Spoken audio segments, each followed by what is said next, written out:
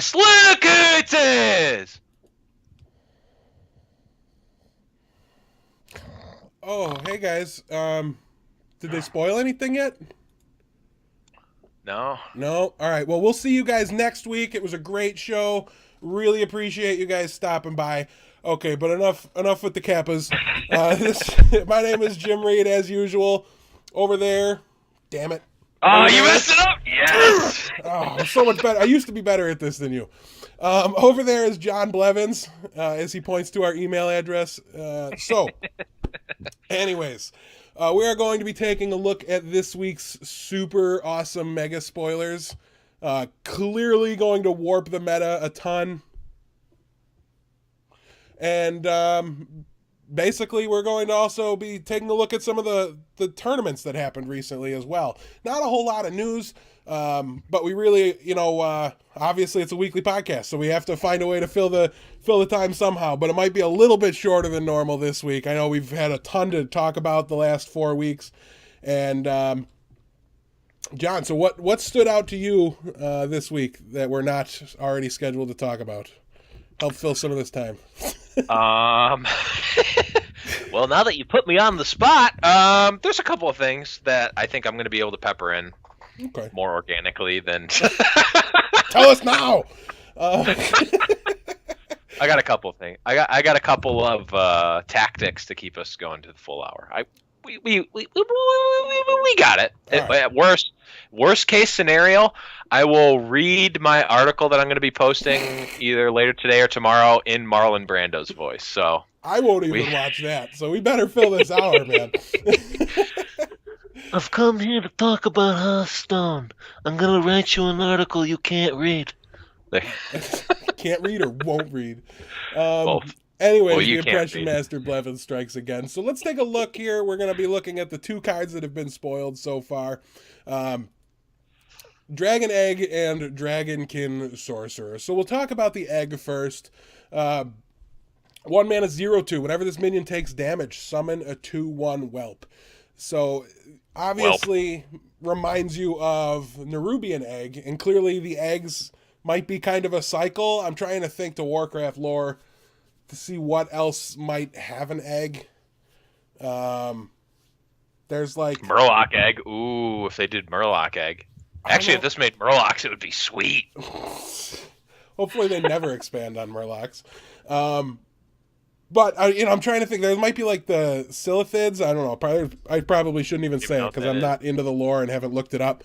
So we would just get angry comments on the YouTubes if I were to talk about nerd lore and be wrong about it. Angry comments are still comments. So we're kind of stuck. We don't know exactly if the eggs are going to be a regular thing or not. But at least we have this second one here. John, what are your thoughts on the Dragon Egg? At first glance, it's definitely underwhelming. Actually, at my first glance, I thought, "Oh, this could be cool." You can. It has the same sort of combo potential as like the Nerubian Egg did. You give it taunt, you pump it with Ardent Squire or Ardent Commander, and you attack something. You get some guys. It's kind of in the same vein as that, but this just seems way weaker than Nerubian Egg. It does kind of combo better with things like Cruel Taskmaster, but not even really that much better. You get the same amount if you Cruel Taskmaster this and attack into a 2/2, you get the same amount of, or an X2, you get the same amount of power as the Nerubian Egg. And I guess 1 less mana, so I guess that's a plus. But they're X1s, and that's really a big issue. With things like Wild Pyromancer and Whirlwind and, a lot of pretty easy ways, Fan of Knives, a lot of like heavily played easy ways to deal with the 2/1 whelps. It doesn't seem like it has a lot of potential in the current meta. It's the same sort of thing with Illidan. Illidan is a pretty cool card. He's pretty powerful and he can make a lot of 2/1s. But I don't know if jumping through hoops to get 2/1s is really what you want to be doing with the types of cards that are being played right now. Yeah, I think his best chance to fit in are in decks like Priest and Warrior, cards that are decks that are already playing a way to deal 1 damage to your own minions, like you said. Mm-hmm. Cruel Taskmaster is the defining card for what can use this to me, because it's on curve, turn 1 Egg, turn 2 Taskmaster. Yep. So I think that's the best chance for this card to see some play as in an aggressive Warrior build. Yeah. With that said, a lot of the reasons and ways that you're going to be generating this become dead immediately after you do it once, and then you can't do it the second time. So the pump that you're giving it better be permanent, because otherwise you're not getting back to it. Like if you activate it once with a Wild Pyro, you can't activate it a second time without killing the initial 2/1, or you can already trade it away, I guess, but it really kind of shuts down the power of what you're trying to do with the Wild Pyromancer. And I don't think Pyro's a very good way to I don't think the Wild Pyro is a very good way to reliably activate this card. Yeah, it's like you said, once you use it once, you can't really use it again, or else you get rid of your 2/1s. And by 2/1s, I mean just one single 2/1, because for some reason in my mind I'm thinking, oh, you activate Wild Pyromancer, you get a ton of 2/1s. No, you just get one. Right. And that's really not that exciting. Like you said, the most exciting thing that this is a good curve, with a good Warrior curve where you can Cruel Taskmaster on turn 2. Which I guess that is the one thing it has over Nerubian Egg, is that Nerubian Egg, if your opponent didn't have any minions out, you never really got to pop it unless you actually killed it. Here you can just throw the damage on and get the 2/1 and be done with it. But it's kind of a catch-22, because a lot of the cards that this would be good against, or the way you can kind of Nerubian Egg, for example, is pretty good against Consecration, because you just throw it down and you get, if they consecrate you're left with a 4/4, or it's pretty good. It's also good against Knife Juggler, because some of their juggles are going to hit your Nerubian Egg. You can get a 4/4. Well, here some of their juggles can hit the Dragon's Egg, but then the juggles could also hit the 2/1. It just seems like it gets solved and also broken by the same things. It's kind of in a weird spot. Yeah, so I think we're kind of in agreement here. Strictly worse than a Nerubian Egg, which barely sees play. I wouldn't say strictly, but it definitely seems worse. I'm happy to say strictly. It does cost 1 mana, and they both do represent a theoretical 4 power to come out of the egg, but 2 toughness. It's basically at best I'm getting a 4/2 instead of a 4/4. And also, I need to have the second activation. It's very possible that 2 damage gets done to this egg at one time. I only ever get the 1/2/1, and then I guess mages just have a hero ability, and so it's dead and gone. Yeah, X1s are really not that good in Hearthstone right now, unless you can put out a lot of them and then give them +2/+2 with your Quartermaster. Yeah. That's clearly been an effective strategy, and something we're going to be taking a look at a little bit later. Foreshadowing. Oh, snap. Get excited. Quartermaster hype. Okay, so the next card we have to look at might actually be playable, but it's just super boring to me. It is really boring. Yeah, so if they're going to show us a bad card, which I get it, they're going to show us the whole set. Not every card can be good. I'm not faulting Blizzard for that. But they really just squashed any hype I felt after last week, looking at all those spoils.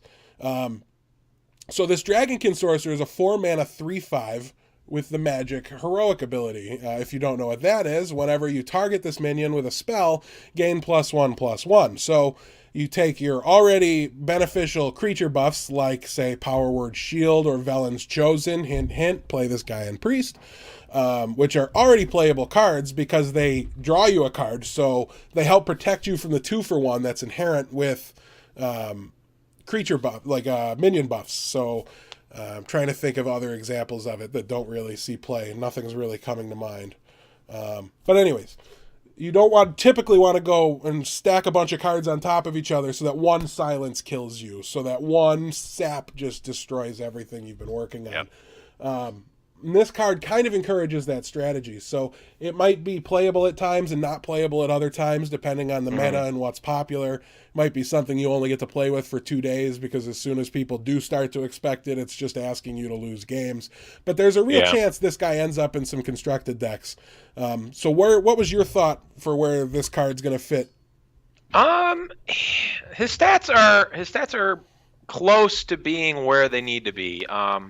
If you give him +1 power, he's a Yeti, and Yeti, even just a vanilla Yeti, has seen constructed play at times, and now the mechanical Yeti sees play all the time because he's a mech. This guy is a dragon, which we're still not 100% sure how relevant that's going to be.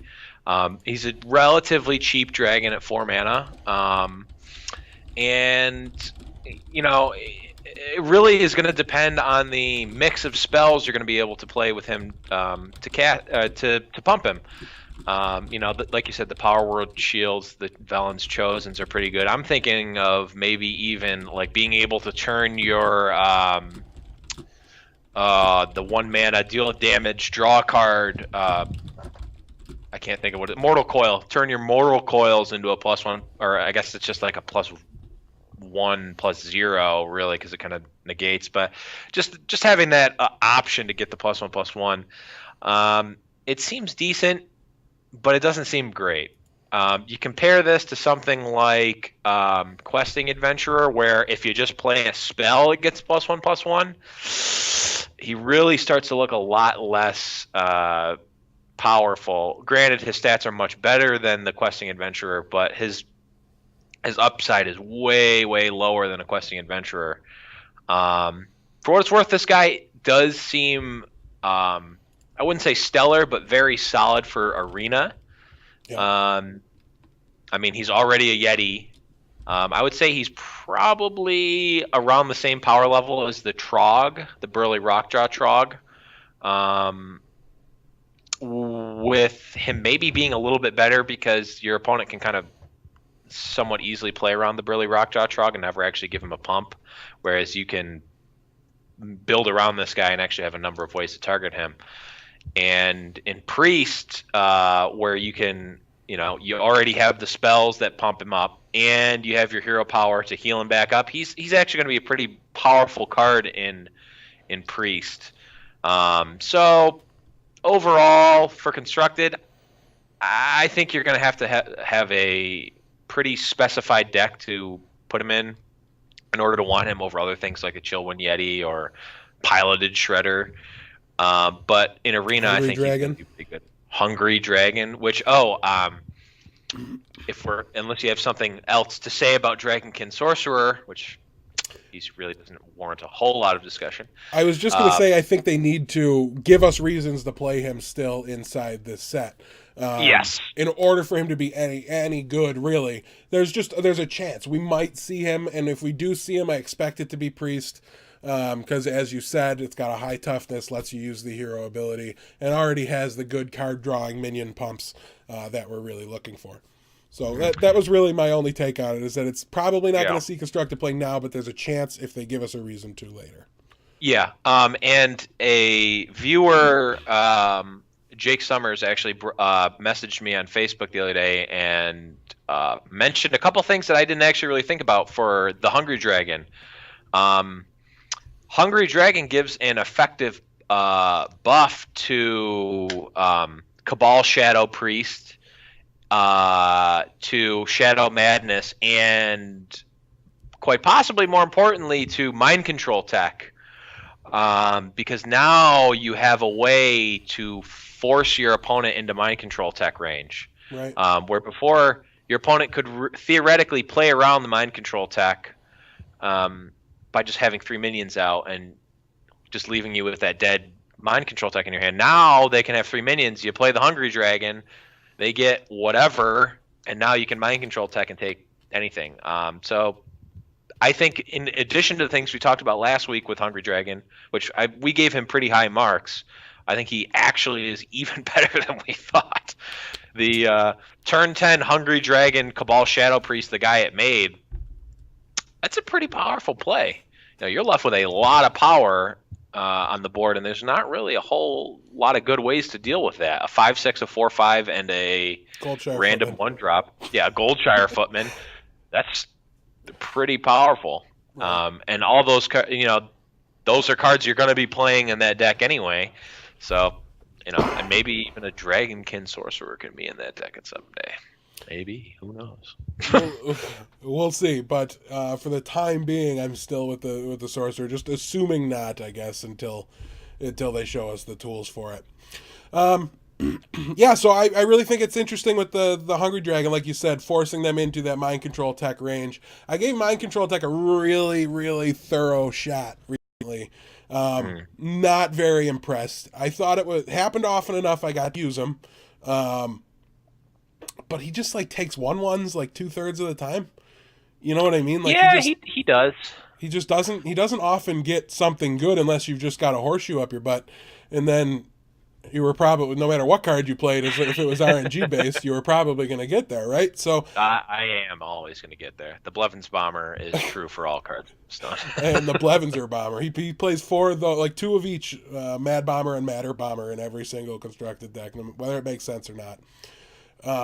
Interesting though, I actually saw a case made by Ruben Bressler at Mox Ruby on Twitter. If you check out our Twitter account right there, I tweeted out a link to his article where he mentions how you can actually play a card like Matter Bomber right now if you're seeing a ton of Paladin. Because it's just such a great way to counter all the 1/1s after the muster for battle turn. If you're playing a class that normally can't Knife Juggler or something like that, like it's a really good way to counter and help clear it. Not something I even considered. I usually don't like to put my fate in the hands of RNG like that if I can avoid it, but this is Hearthstone, so you can't always avoid it.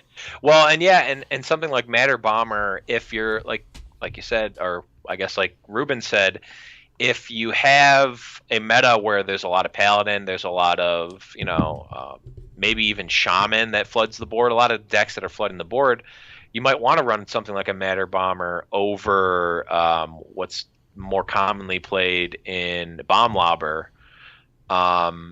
just because they serve different functions. There's a point in the meta where people were like, oh, I want to play Bomb Lobber, and I'm telling them, like, I'm facing muster for battle way too much. I don't want to do 4 damage to a 1/1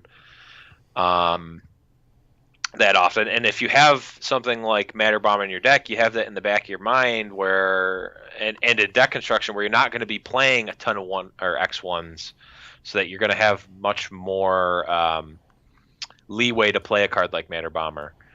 And oh yeah, the Acolyte of Pain is another reason to play Matter Bomber as well. You can draw cards. Just do it.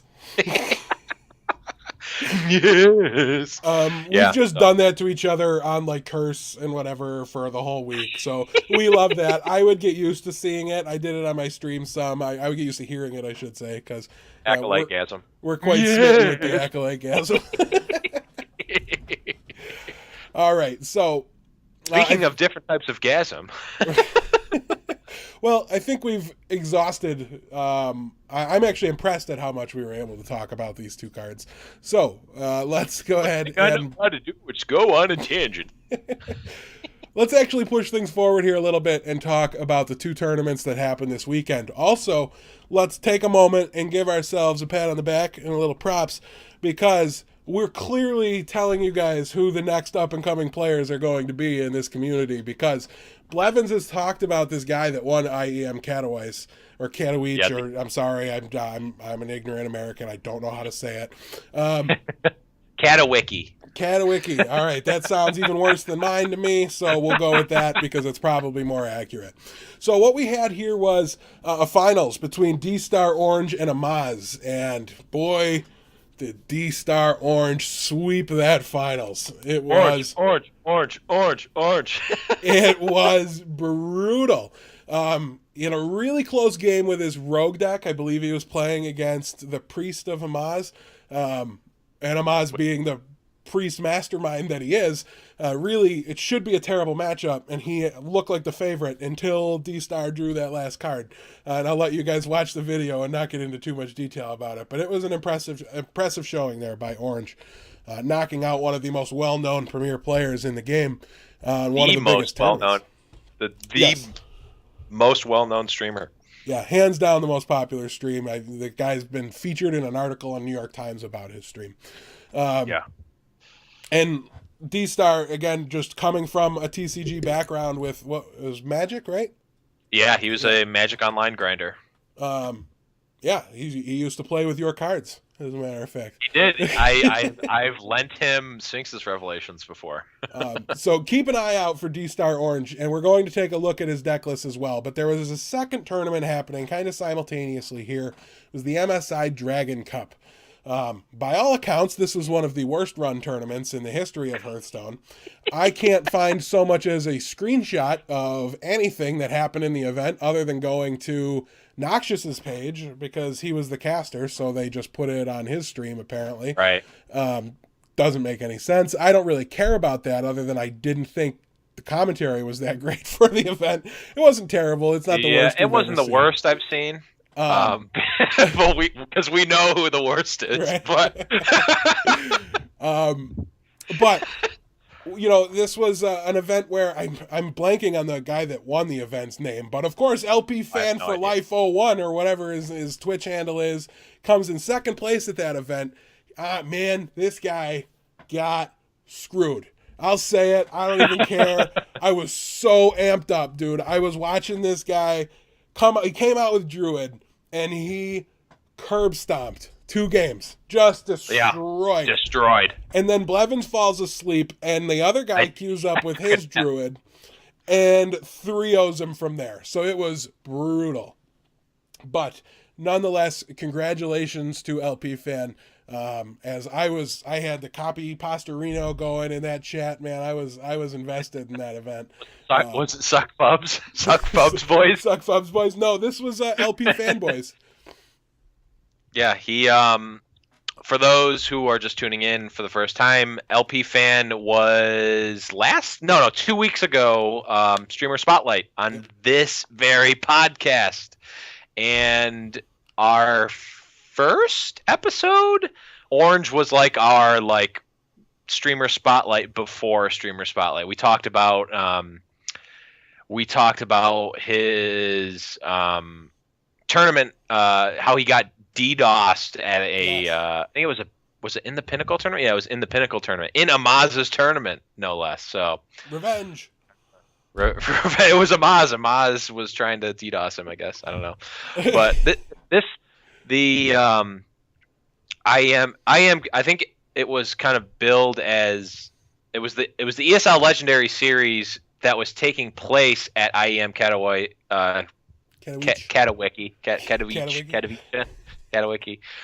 which was a larger esports tournament, which had CS:GO, I think League of Legends, StarCraft. It's a yearly thing. I remember the Hearthstone event there last year. I don't remember much about it, but I think Savage might have won it.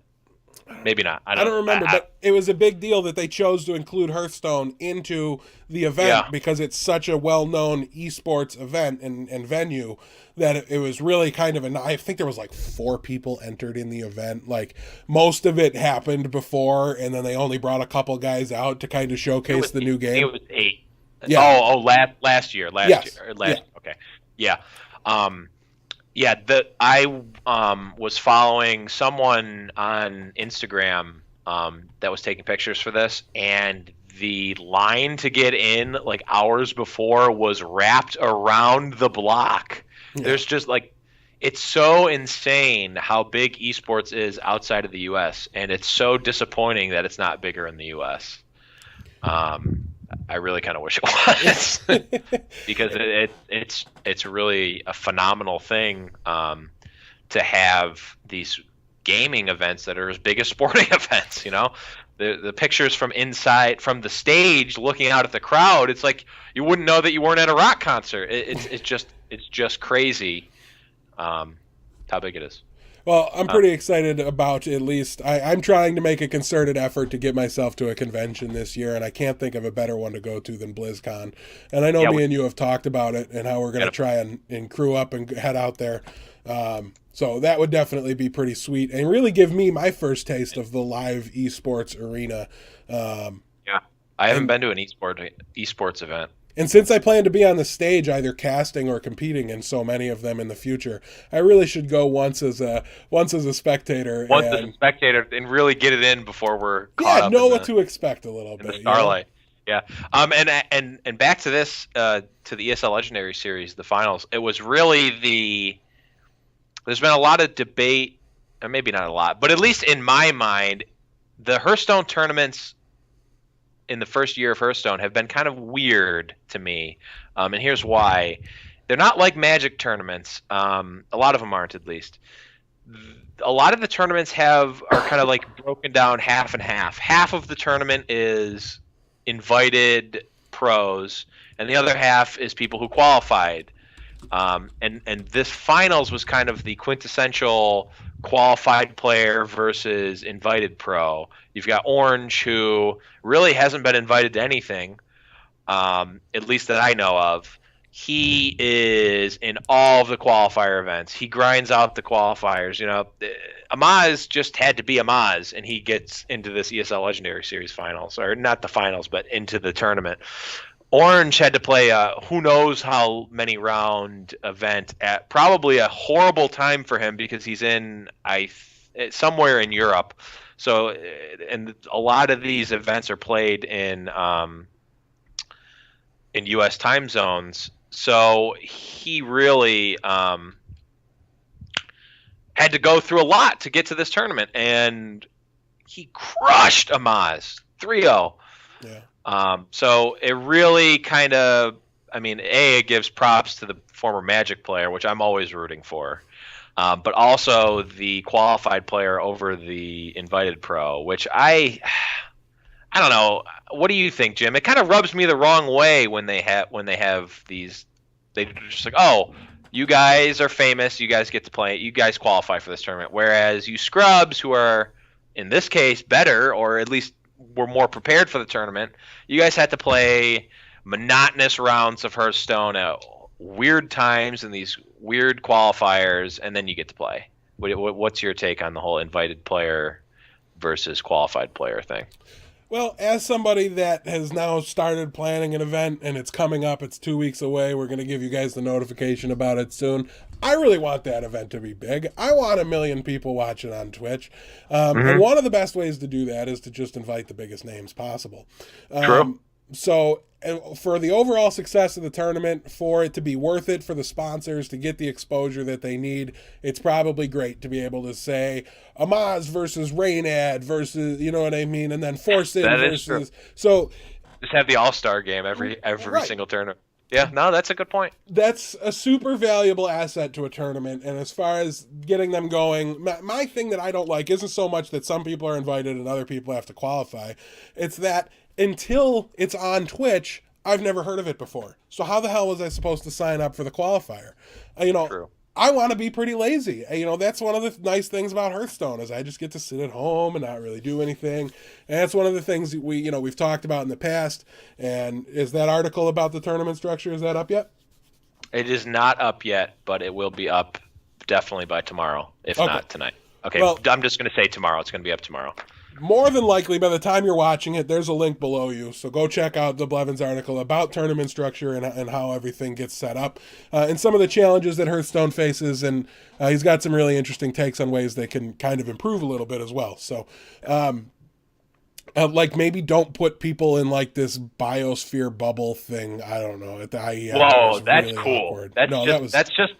That's just how they do esports, I guess. They like put them in the soundproof. They probably bought the old soundproof things from Family Feud and just turned them into esports. I don't know. I thought it was awkward, but nonetheless, I get the need for it. Yeah, they do need them because they don't want the players to hear like the commentary and all that. I don't know. The casters want to get excited. That's one, that is definitely a thing as well. And they need to be on the stage with the players. So it was a little awkward, but like I said, I can't think of a better way to do it. So I guess we'll give them a pass. All right, so let's take a look at what Amaz and D-Star were playing in these tournaments. And since he was the loser, let's look at Amaz's decks first. So Amaz brought Warrior, Priest, and Mage to this event. 2 heavy control decks. Nobody's surprised to see Amaz play a Priest deck. But John, were you surprised to see him bring Control Warrior as well? Yeah. Yes and no. Control Warrior has always been into the minds of people. It's in the same bracket in my mind as Face Hunter, as Handlock, as I guess now kind of Mech Mage. It's always in the mix of decks that people are going to be thinking to play, and they kind of wax and wane in terms of power level or maybe not power level, but validity in the meta. So I'm not that surprised to see it. That being said, I don't know how great of a choice it is for this tournament. I'm not 100% sure what the Warrior versus Rogue matchup is. I'm not sure. Do you know what the spread on that is? I don't think I fancy myself a bit of a Warrior connoisseur, and I don't really know right now because I don't think it's that strong of a ladder deck, and I've not been getting ready for tournaments. But I do think it's a viable tournament deck, and my instincts would be that it's a fairly strong matchup. Okay. Maybe before Shield Maiden it would have been closer, but I think Shield Maiden and Shield Block being 20 armor in the deck, I think really helps push it over the edge. Yeah, so I think if it has a good Rogue matchup, I like it. If I've been playing Demon Lock a little bit on ladder, and I've had mixed success with against Warrior. The games where it goes to fatigue, I just kind of get burnt out because they have a decent number of answers for most of my threats, and they also I get to fatigue faster than them because I'm drawing a card, and I just don't have the kind of ability to kill them fast enough because, like you said, they've got 20 armor to gain, 20 life to gain in the deck, so I can't really kill them super fast. So I'm getting to fatigue, and then they have a lot of threats too. So if in my mind, they probably have it probably has a good matchup against Rogue. Probably has a good matchup against Demon Lock, which is a pretty popular deck. It definitely has a good matchup against Hunter, at least Face Hunter. The mid-range Hunter might be a little bit different, but it's still pretty favored. Yeah, it's favored against Face Hunter, which is definitely a deck that people keep in the mix too. So I'm not that surprised to see it. I'm surprised and disappointed that these decks just are not. They're just boring. There's nothing really exciting about any of these decks. Well, you got 2 BGH in the Amaz's Warrior list here. Yeah, I mean that's not exciting. That's a nod to tournaments. Like he brought it to specifically counter specific things, and I think he's got it tuned for the control matchups a little bit as well. And he's not even running what we'll see in Orange's list. The Frothing Berserker, which has kind of become more common in these Warrior decks, thanks to, I think that it was a combination of Archon Zalay, and a person who we may or may not be spotlighting in a few minutes that came up with this Frothing Berserker in the Warrior control deck, which is really interesting actually, because it doesn't really seem like it makes a lot of sense at first glance, but when you see it kind of play in action, it's really sweet. Yeah, so like you said, I think there's interesting things to be talked about with Orange's deck list, so I almost feel like we should just kind of transition over to there. I mean, taking a look at them. Even this Mage deck, look at this, just 2 of everything until you get to the legendaries. He's not even running the Reynad Mech Mage deck with the freeze package and the Blingtron. Like, what kind of plebe doesn't run Blingtron in their Mech Mage deck? Nothing exciting about that. Amaz is always going to play Priest, which I think that Priest deck is trash because it's lost to schmucks like Blevins on ladder. I have proof. I can show you proof if you don't believe me, but I have beaten that deck on ladder. And the Warrior deck is just run of the mill. Everything he's got is run of the mill. There's nothing exciting, and I mean, It's not always bad, to be fair. It's not always bad. No, I'm not saying it's a bad choice for the tournament. I mean, obviously he made the final, so I'm not saying don't confuse what I'm saying for saying that he's made a bad decision for the tournament. I just don't want to live in a world where all the Hearthstone decks are all the same, and no one is bringing anything spicy. It's really boring and this happens a lot in Magic, and I don't remember if I think I talked about this in my next article, which will be posted next week, about how decks get stagnant in card games, especially in Magic and in Hearthstone, because with the amount of games that are being played online with Magic Online, and obviously Hearthstone is all online, people are getting rep after rep after rep. Hundreds and hundreds of thousands of games are played, so you're able to kind of mine down the efficient decks. If people are playing, Core Hound in their deck, if it's not good, it's not going to get played because it's going to keep losing and no one's going to pay attention to it. So the kind of, I guess maybe perfect is the wrong word, but the perfect shell of decks kind of gets solved after a little while. And when there's not new cards coming out, the formats get really boring. Magic, for example, has Star City Games opens every week, has Grand Prix every week. So these decks kind of get mined down into maybe 3, 4, 5 decks, and then it's just all the same. But every once in a while, you get someone who brings out something wacky or insane, and it spikes a tournament. And those decks and those times are what really excite me about card games. Now, sadly, I'm too much of a scrub to make these decks. That's where you and my buddy D. Cleve, shout outs to D. Cleve, come in and send me these spicy brews, and I play them and change little things about them. But I really don't. Yeah. I've done a terrible job brewing with Hearthstone, though, so I've really just sent you down some wild goose chases you should have never touched. But I also watched the it's a learned stream. skill, though. There's a lot of wild goose chases. All right, so let's take a look now at these orange decks. And like you said, there's some actually spicy things in here. I remember thinking at the time of the event and right afterwards, like, man, Amaz's Warrior deck really dragged him down. I think Orange really had the edge because he didn't bring Warrior, and then I found out he totally brought Warrior. And I watched the damn game too. I watched him play it. But we look at some spicy cards here in his Warrior deck. There is some definite spice here. Arathi Weaponsmith. Yeah, I didn't see that until just now. I'm sold. This deck is sweet. I'm actually gonna build it.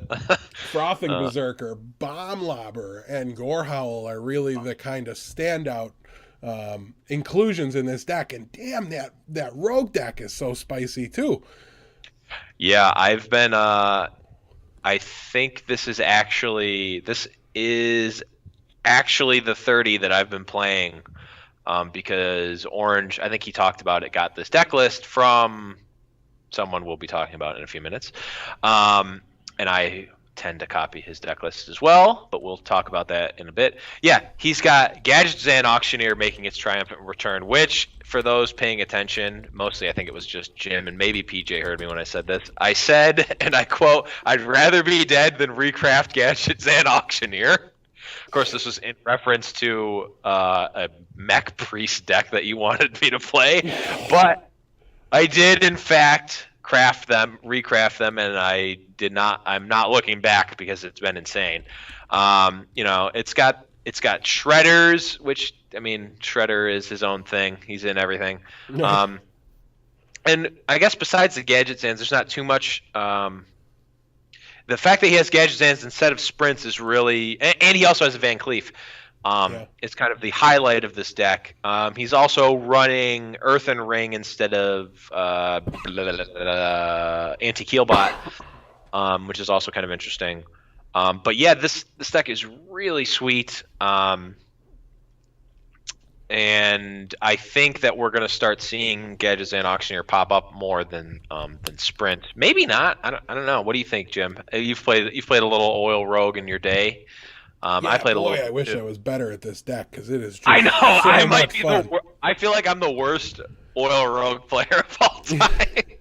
Like I've been rocking like I'd have to put it in like just a sub 50% win percentage when I do play the deck. I go on runs. Sometimes I play it really well. Other times I don't. But super, super fun. I really recommend people try it. And it's good. You're just when you're losing with it, you're making the wrong decisions. That's what's happening. oh yeah, I know I'm playing it poorly. Right. Now there's bad matchups for it for sure. So you'll figure out what those are as you get good with the deck. But I'm sorry, your original question was what? I don't remember. Oh, what do you think about Gadget Zan over Sprint in Rogue now? I'd like to see maybe a 1-1 split, I think, because the value of a prep sprint is super, super strong in a lot of phases of the game. And at the same time, though, it's like I feel really stupid when I play 2 sprints. I'm just like, what am I doing? You mulligan into both of them, and you just hate your life. You just lose the game. Right? You never see a prep. It's just the literal worst when it happens. And I really try to avoid situations like that. So I think a 1-1 split might be really interesting, and that's probably how I'd introduce Gadget Sand to the list to me, is just by cutting one of the sprints for it.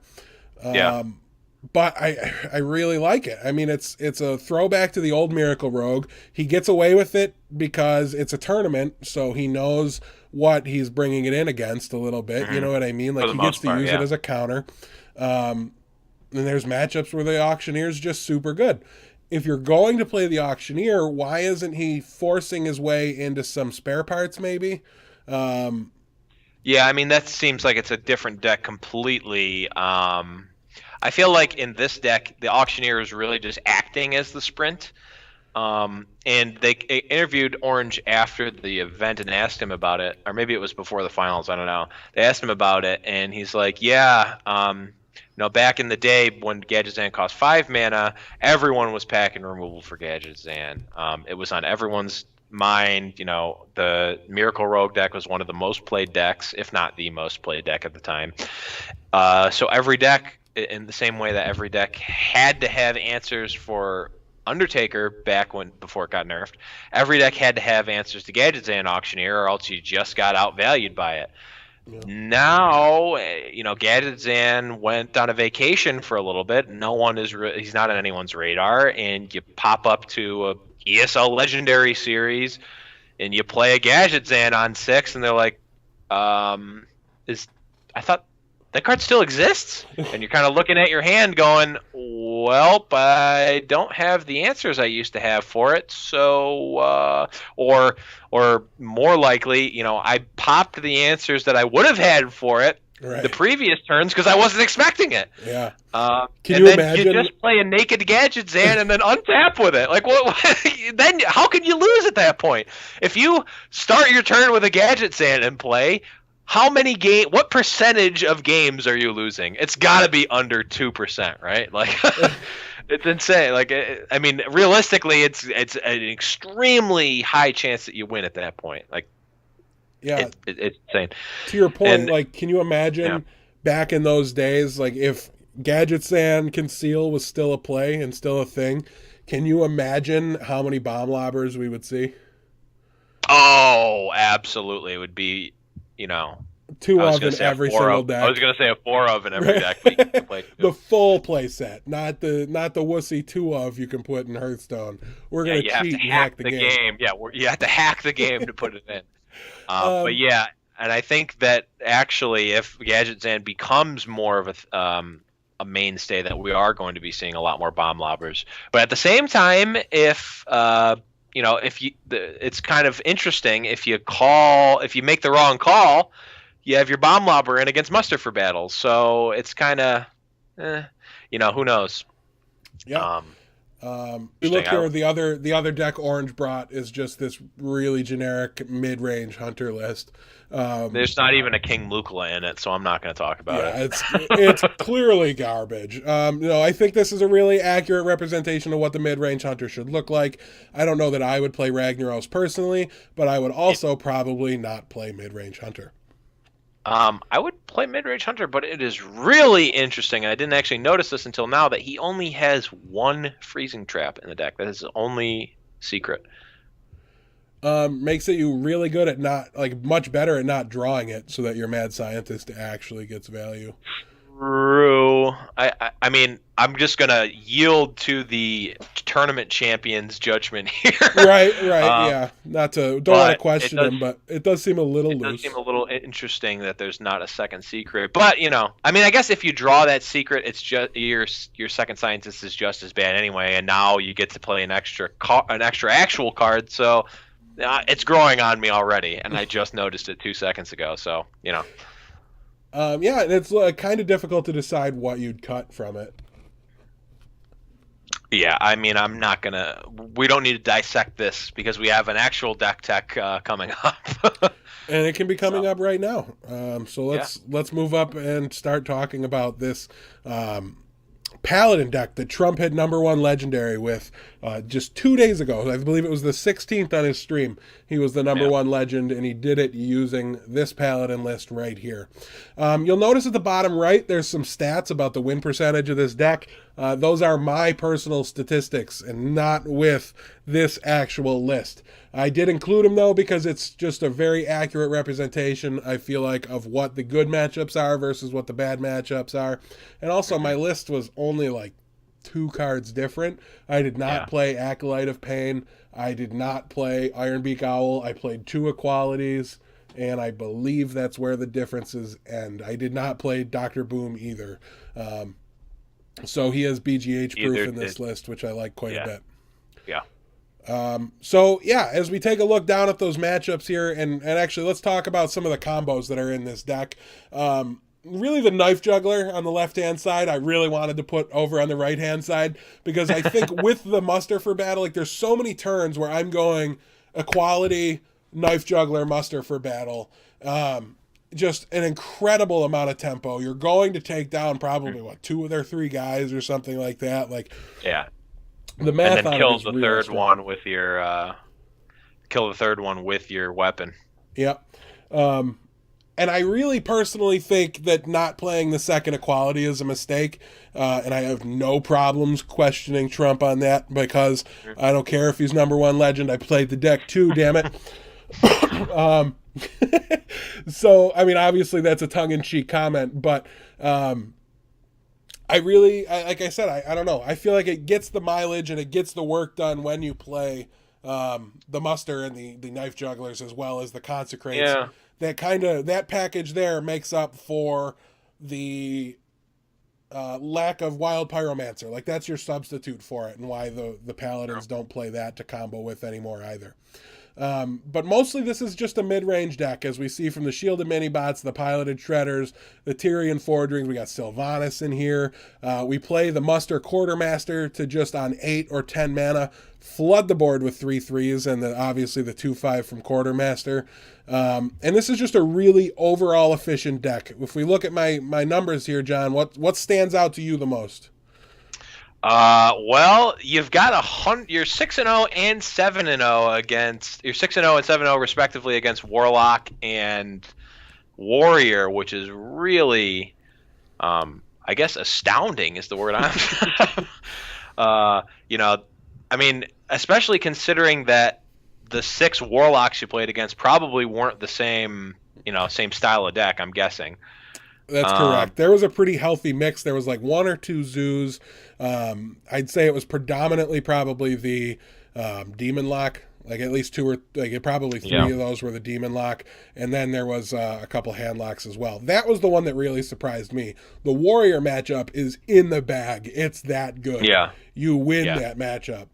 Right. But I agree. The Warlock decks definitely surprised me seeing those numbers. Yeah. So having a good matchup against Warlock in general is really good for ladder, because you're going to see a lot of stuff. I mean, the 45% win rate against Hunter, I think, is actually kind of high considering my experience on the other side of the coin.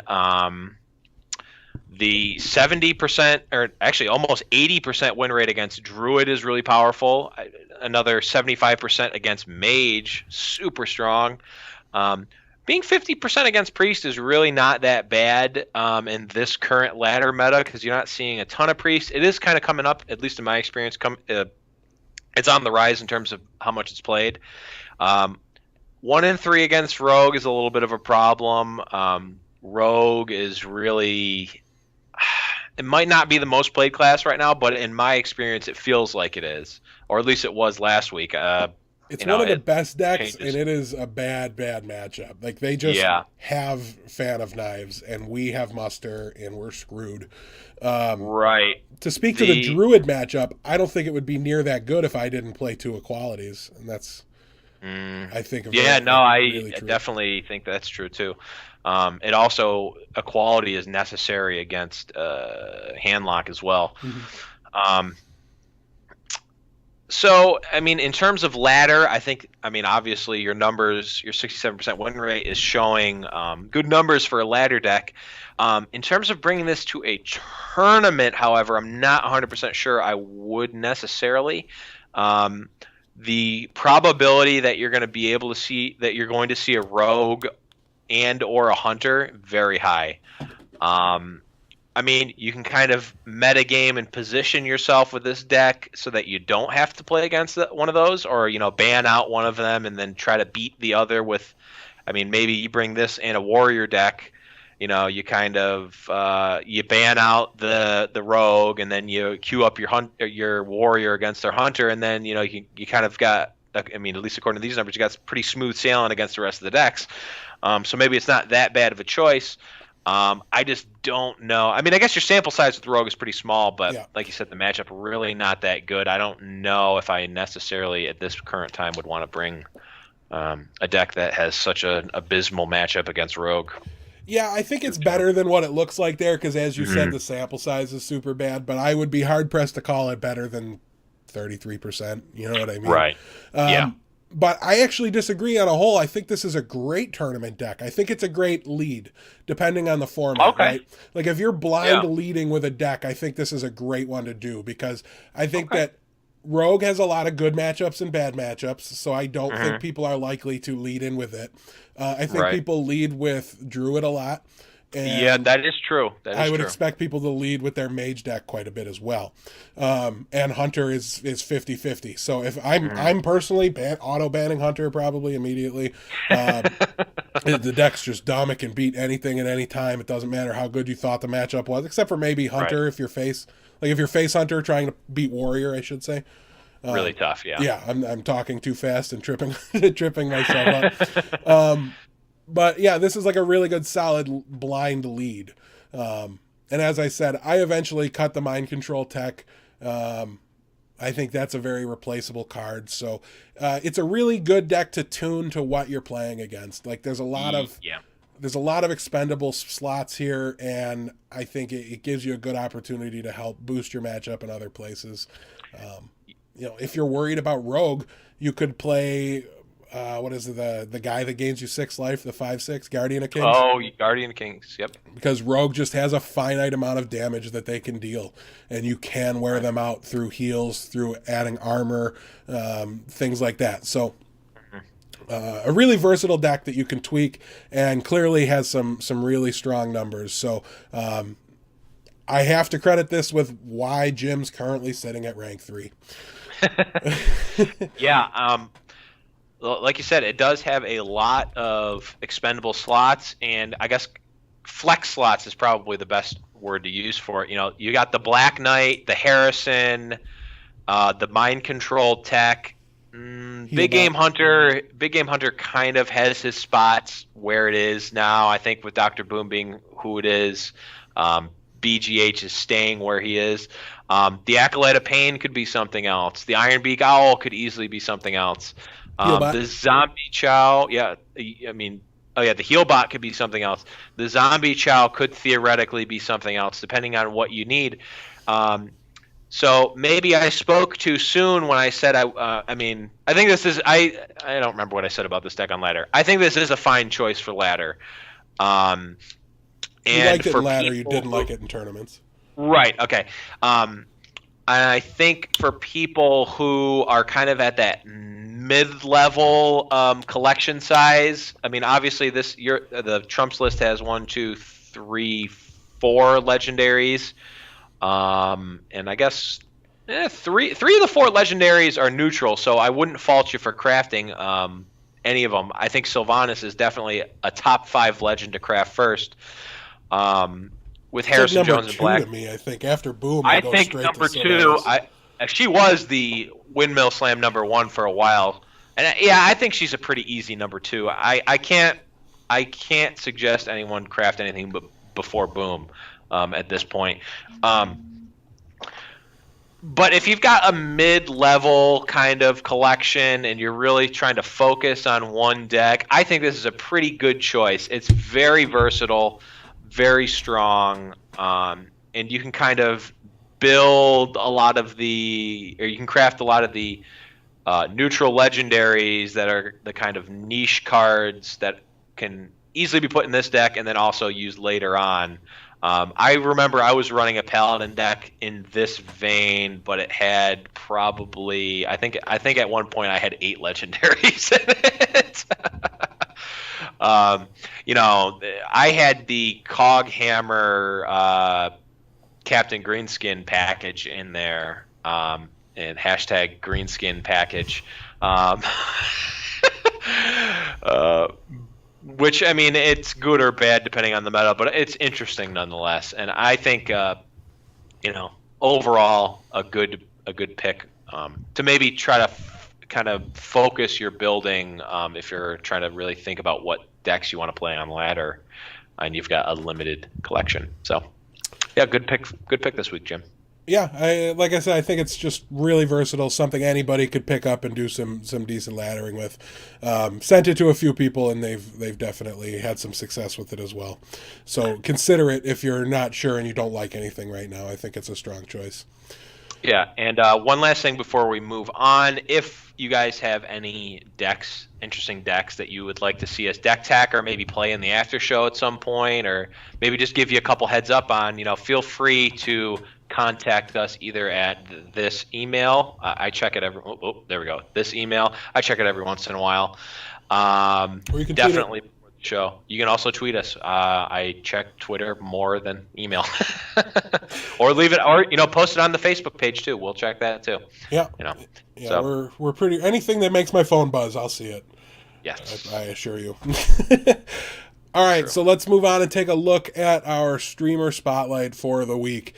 So this is actually the newest member of Team Archon, and surprisingly, this guy, despite, as we can see, the world champion Firebat is just hanging out with him on his stream. Sorry, Wait, Purple is that Drank. Firebat in the picture? Yeah, I believe that is Firebat sitting right next to him. Oh yeah, that is Firebat. I thought that was the kid from Modern Family. I don't I don't know who that guy is up behind him, but he's got a Twitch hoodie on, so he's probably a big deal.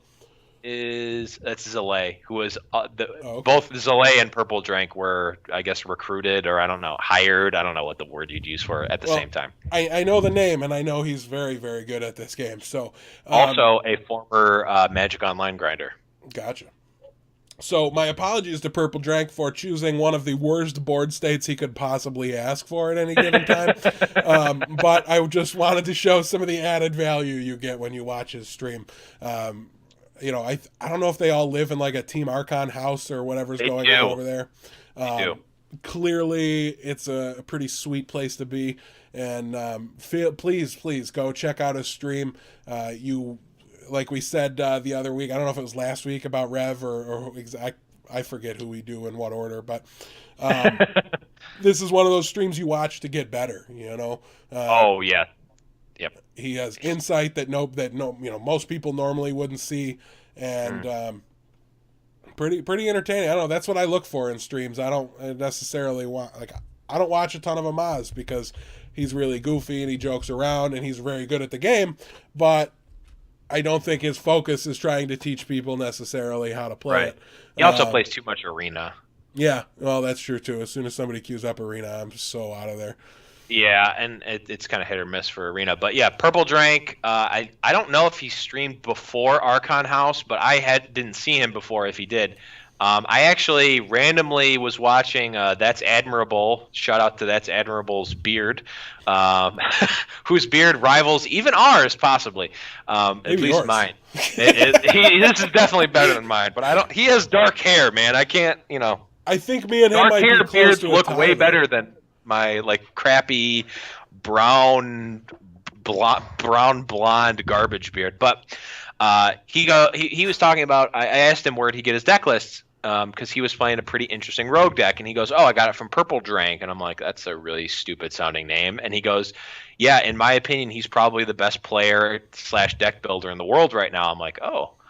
That's an interesting claim to make. So I kind of did a little research. I'm like, oh, this Purple Drank guy, people are talking about him. I've never really heard of him before. And I think it was literally the next day Archon announces that he's moving into the house and that he's on Team Archon. So, and I've been watching his stream ever since. He, like you said, super, super informative. Really, really good player. I mean, he was talking about how he was embarrassed that he was in the dregs when he was at rank 150 legend. He's like, I'm sorry to be playing at such a low level, guys. I mean, it does kind of sound like a dick move to say that, but I mean, he said it in the nicest way possible. I'm a little upset with you though. You don't like his name? You don't get the reference? I mean, I know what Purple Drank is. Sugar, is it from, water, purple. That's the ingredient. I mean, I mean, it just sounds like kind of a stupid name, but I mean, it's grown on me. I think. Oh, okay. I did watch some Dave Chappelle. I like Dave Chappelle a lot, but obviously not as much as other people. Okay, this is from stand up. Okay, yeah. But yeah, anytime he's on, I'm watching him. There's a few streamers that I'm going to favor over almost any other ones. He is one of them. I will watch him over almost anyone because not only is he playing at the top levels. I mean, you can watch a lot of people play well. I mean, you can watch Strife Crow, you can watch Masan, you can watch Trump. They're all going to be playing pretty well. But he's also bringing these really unique and spicy decks that, like I said before, really excite me. The whole Archon house, Zalea, I was watching his stream a little bit. Kit Kats is another one of my favorite streamers. He always has a spicy brew for me if I ask him, and Purple Drank is no different. So yeah, I'm really surprised he doesn't have a sub button yet. I'm sure he will soon, but you know what? You heard it here first, folks. If he gets one, it's definitely because of us. Yes, clearly all the Unleash the Podcast bump would be the only thing pushing him to the sub button. Yeah. So, thanks, Team Archon for kind of revealing him to the world. Obviously Amaz had something to do with that. And Amaz, I know you're watching, and I'm making a challenge. I'm making an offer here. Either like the page on Facebook, follow the Twitter, retweet the post, share the post, something. Any or all of those things. If you do that, I will subscribe to you I'll subscribe to you on Twitch. You do something that costs you no money. It takes 2 seconds out of your day, and I'll give you $5 a month. Easy breezy, lemon squeezy. The offer has been made, Amaz. Ball's in your court, buddy. Sorry, Amaz, I will not do that. I'm just, in fact, that broke. Anyways, so so am I, but I'll tell you, if you tweet about the show and say how much you like it, I'll subscribe because that's. There we go. But to him and his 48 million followers, that would obviously be a big deal and nothing. I don't expect him to ever see us talk about him. So maybe down the line once we're huge. All right, so let's carry on here as we get towards the end of the show. Just another quick reminder, on the 28th of this month, I'll be hosting and commentating a tournament in Erie, Pennsylvania. Please follow the Twitch page so that you catch the event when it's live. It will be at noon Eastern Standard Time. Winner takes home $300. So Blevins, once he scrubs out and goes 0-2, he will join me in the booth. Yeah. And actually, I'm going to be using an iPad, so I can actually join you in the booth while I'm playing. I feel like there's some sort of, I don't know. I feel like I can't bring people in the booth if they're actually still in the event because the deck list won't be public knowledge, and I don't want to help people get an advantage. Not people. But anyways, so just a quick reminder, feel free to contact me after the show, offline, whatever you want to do, and I will fill you in with some more details. Now's the time, you guys. If you have any questions, please type them in Twitch chat, tweet at the show, whatever you want to do. Get them into us now. John, we also do have to quick give away our pack from last week. So yes. We will also just be doing another retweet the show's announcement for next week's giveaway. If you retweet the announcement that the show is on YouTube, which will probably be tomorrow since I'm sick and need to get to bed early today, then you will be entered in a chance to win a free pack on next week's show. And John is going to randomly determine who gets that pack right now. And please, if you guys do the Twitter, please do it, because I know Alex Bianchi is going to retweet it, and I really don't want to give him the pack. We were lucky enough to dodge the Alex Bianchi bullet last time. So I don't want to have to. I really don't want to have to worry about giving him a pack. This week we only had two guys. We only had two guys share. So 50-50. If you guys enter, you're looking at a pretty big chance to get a pack. So let's flip a coin. The call is, let's see, heads for him, tails for him. The flip is heads, and the pack for this week goes to Jake Summers. Mr. Jake Summers, a friend of mine. Jim or myself will message you on, I think, probably Facebook, because that's where you entered, and we'll give you your pack code for a free classic pack. Yes, so congratulations, Mr. Summers. Also, while we wait for any questions to come in, what we have for you today is another episode of Stump the Blevins. So John has a bit of a plea here. He's not quite tapping out, okay? I was never tapping out. But he's getting scared, okay? He's getting scared. I'm always scared. I was never not scared. Well, we currently sit at 2-2 in the scorebook here. For the cards he's gotten right and what he hasn't gotten right. John wants to maybe tweak the way we score this game. I don't know. He's got his eyes on the prize trying to win it. Can't blame him for that, but I told him we would leave it up to the viewers. So please, YouTube comment. John's going to explain or let us know in chat. We will just follow the general consensus. John, let them know what you're proposing here. Okay, so let's just talk about the origins of this, okay? Jim, this is how it started. I basically have an encyclopedic knowledge of these stupid Hearthstone noises, which we all know and love. I thought that was true. Okay, well, let's not fire shots here, okay? So Jim, when we're like playing Heroes or something, or on his stream, would just be like, "Blevins, what's the sound for this?" And I would just rattle it off. That's how it started, and it was kind of a fun little thing. Now, I don't claim to know all the cards, and I don't claim to know all the battle animations and all the attack, like all the differences. I don't know. I just like the card noise. Yes. I just like the card noise. That's one of my favorite things to do. So, and this was showcased last week with the Acolyte of Pain. I didn't know what it said when it comes into play. I knew one of the sounds, the funny sound. I don't know, the "let the pain speak." No, damn it! Now I'm messing up my own story. It was pain speak to me. Yeah, that's it. That's his. That was the correct answer, and what John gave us was bring the pain. Yeah, okay. I remembered one of them.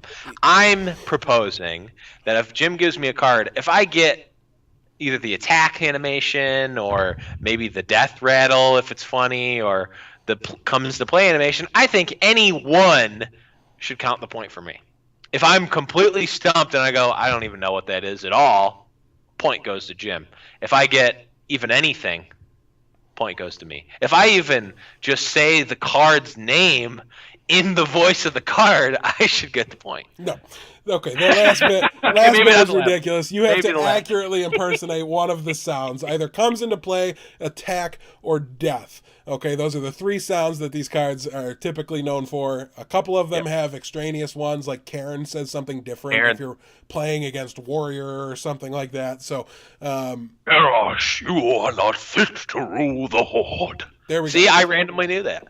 So, for this week, we're not going to worry about it too much. He's still got a name that enters the battlefield for the cards, and from it would be going forward. Okay, so as he shakes his head, nobody cares. Get it right. You're embarrassing us, John. I'm really just embarrassing myself. It's okay. All right, so this week, the first card we're going to do is a class card. They're both class cards this week. Okay, the first one is Archmage Antonidas. Oh, it's Archmage Antonidas. And I only know what it sounds like when you have a stealth spare part in your hand. I didn't actually know that you couldn't have a stealth spare part in your hand when you play him. So you play him, and it goes, "You require my assistance." You require my assistance. I added the music in there too, but. All right, so he nailed this one. You require my assistance. All right, so 1 point to John for the week. And our second card that we're going to do, another class card, not a legendary, okay, but part of the rule of the game is that it has to be a pretty playable card, so that way he's had the opportunity to hear it. This one is SI7 Agent. Oh, this one's another good one.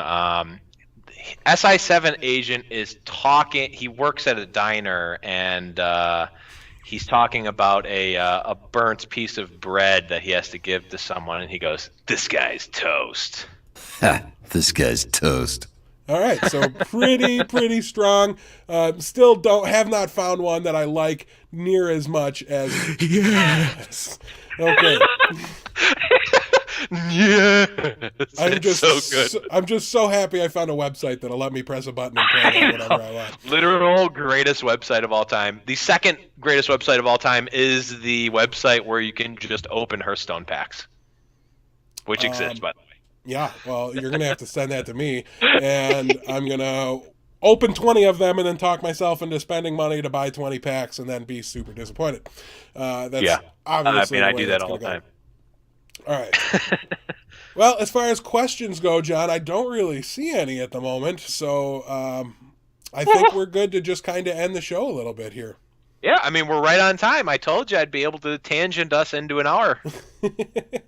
Well, we even went our patented 15 minutes over, so really appreciate you guys coming by, hanging out, watching our 5th episode. We do certainly hope... What is going on here? Oh, man, I broke everything. I'm the worst. You sent me something on Skype and ruined the whole Exploded show. the internet.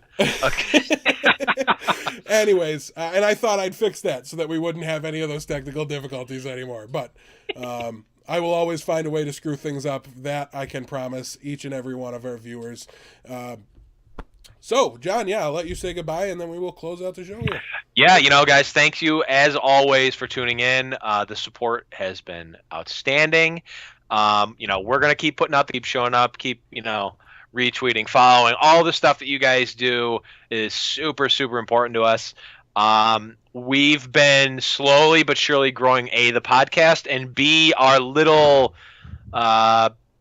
I don't know. We got to come up with a name for this, but our streamer group, Friends of the Stream group, the Peaches, the stream team, you, Peach, Aflex, Lou. I don't know if Sevens streams, but if he does, he's in it. Rev, all these guys, including, and also our streamer spotlights, though I highly doubt that the Archon team is going to accept us lovingly into their arms, but maybe they will, and the offer is still up, Amaz. Also, we need to start the hashtag Get Blevins into Archon House, but, that's neither here nor there. Hype is hashtag secret package, and that could only help. Yeah, hype hashtag secret package, and if we get that trending on Twitter, I might be able to get a spot in the Archon house. But that's going to be our regular show, guys. Once again, thank you so much for tuning in. Stick around for going to be a slightly shorter after show. We'll probably play some ladder games, maybe do something cool. I don't know. But Jim is a little bit under the weather, though you couldn't really tell. But any last words before we send it to the after show, Jim? That's it for me, guys. I might not make it back next week if we don't get some exciting spoils, because, man, this week was disappointing. So hopefully we got some really, really awesome cards to take a look at next week. Maybe a legendary that's, worth a damn. That would be sweet. And we will see you guys next week. Thanks again. Bye, guys. Can't express to you how much the fake internet points mean to us, as always. Much. So.